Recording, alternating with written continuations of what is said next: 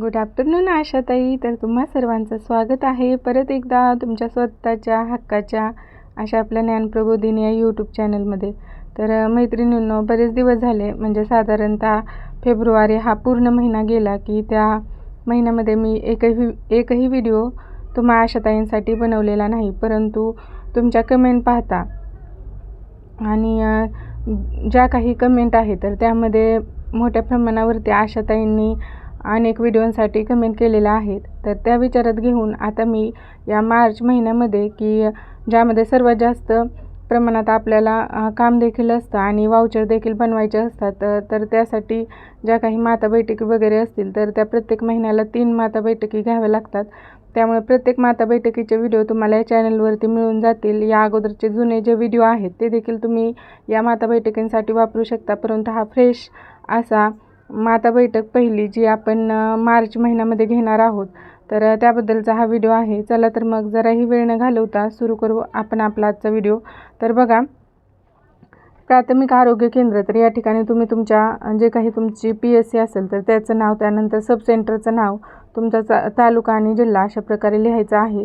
तर बघा, माता बैठक नोंद, रजिस्टर व प्रोसिडिंग. तर ही जी काही प्रोसिडिंग आहे तर ती तुम्ही कोणत्याही महिन्याच्या कोणत्याही माता बैठकीसाठी वापरू शकता. तर विषय बघा, गरोदर मातांचा उन्हाळ्यातील आहार. तर या ठिकाणी विषय लिहायचा आहे आणि त्याचे दिनांक तुम्ही इथं फिलअप करू शकता. तर बघा, वरील विषयास अनुसरून गरोदर स्तनदा महिलांची बैठक भरवून त्यांना खालीलप्रमाणे मार्गदर्शन करण्यात आले. तर ज्या काही आपल्या भागातील गरोदर किंवा स्तनदा महिला असतील तर त्यांना आपण आपल्या PSCमध्ये असेल किंवा SCमध्ये असेल किंवा मग गावातील एखादं ठिकाण असेल की ज्या ठिकाणी आपण त्यांची बैठक भरवत आहोत, तर ते ठिकाण देखील तुम्ही इथं मेन्शन केलं तर हे प्रोसिडिंग अधिक छान असं होईल. त्यामुळे बघा, अशा महिलांची बैठक भरून त्यांना खालीलप्रमाणे मार्गदर्शन करण्यात आले. तर पाण्याचे प्रमाण वाढवा. शरीराचे तापमान नियंत्रणासाठी दिवसातून 10 ते 12 ग्लास पाणी प्यावे. शरीरातील विषारी घटक बाहेर टाकण्यासाठी उपयोगी. तर हे व्यवस्थित तुम्ही याची वाक्यरचना करून लिहू शकता की पाण्याचं प्रमाण त्या महिलांनी उन्हाळ्यामध्ये वाढवायचं आहे. नैसर्गिक पेय, म्हणजे उन्हाळ्यामध्ये जी काही लिंबू सरबत असेल, कोकम सरबत असेल, ताक किंवा शहाळ्याचं पाणी वगैरे असेल तर याचं प्रमाण देखील या महिलांना वाढवायला सांगा.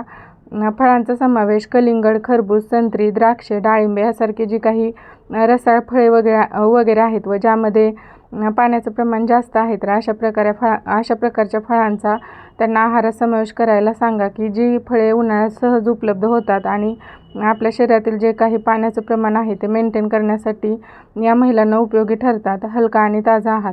उन्हाळ्यात जी काही पचनक्रिया असते तर ती मंदावलेली असते, त्यामुळे उन्हाळ्यामध्ये पचायला हलका ताजा आहार घ्यावा. सुकामेवा, रात्री भिजवलेले 5 ते 10 बदाम, काळा मनुका, अंजीर यांसारखे पदार्थ खावेत की ज्यामध्ये मोठ्या प्रमाणावर लोहाचं प्रमाण असतं, तर ते देखील खाण्यासाठी तुम्ही त्या मातांना सांगू शकता. टाळायचे पदार्थ हे झालं की काय खायचं परंतु काय खाऊ नये हे देखील तुम्ही त्या महिलांना सांगायचं आहे.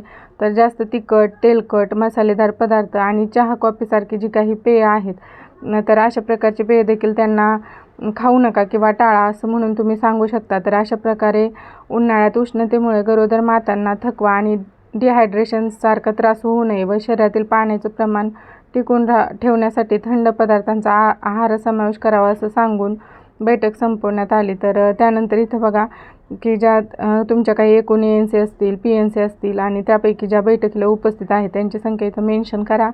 नेहमीप्रमाणे इथं तुमच्या ज्या काही गरोदर स्तनदा महिला बैठकीस उपस्थित होत्या त्यांची नावं लिहा आणि त्यांच्या या ठिकाणी कोण आहे ते ANC, PNC व त्यांच्या इथे स्वाक्षरी घ्यायला विसरू नका. तर अशा प्रकारे हा व्हिडिओ जर तुम्हाला आवडला असेल तर व्हिडिओला लाईक आणि इतर कुठल्या व्हिडिओसाठी तुम्हाला व्हिडिओ हवा असेल तर त्याची कमेंट करायला विसरू नका. धन्यवाद.